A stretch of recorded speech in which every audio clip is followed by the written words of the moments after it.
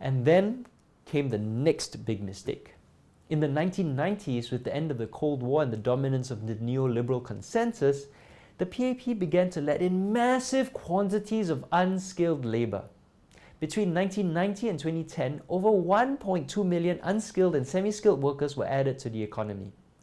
This massive availability of cheap labor depressed real wages and disincentivized firms from mechanizing or using technology or reorganizing to raise labor productivity. Instead, labor-intensive operations were artificially sustained by cheap labor for the next 20 years, creating an underclass of the working poor at the bottom 10% of the workforce. Why? Because it's easier to add and exploit cheap labor than it is to do the hard work of building up productivity.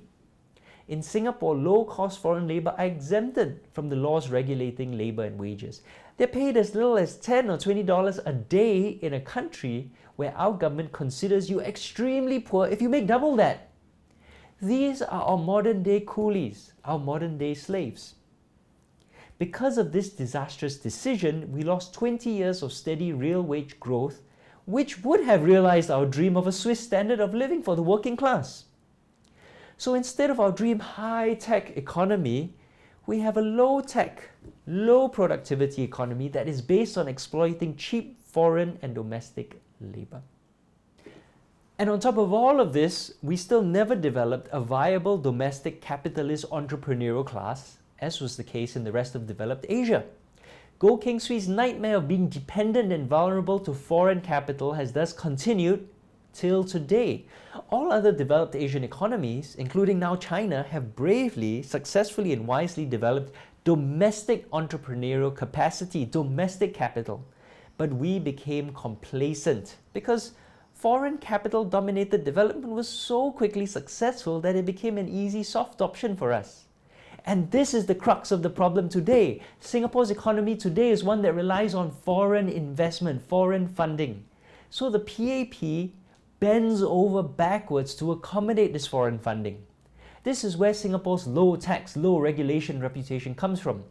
For foreign companies, Singapore is very low tax and low regulation and also low wage. That's how they make their money. That's how Singapore competes.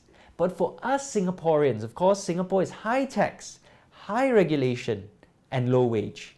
And all this suppression of wages to maintain competitiveness has caused a lot of unhappiness. And rather than take the difficult choice of developing our domestic entrepreneurial capacity, our domestic capitalists, the PAP chooses the easy way and deals with our anger by cracking down on dissent to silence us. And to justify that oppression, it measures its success entirely on measures like GDP, which is simply a measure of the total transactions in an economy, nothing to do with our living standards or actual well-being.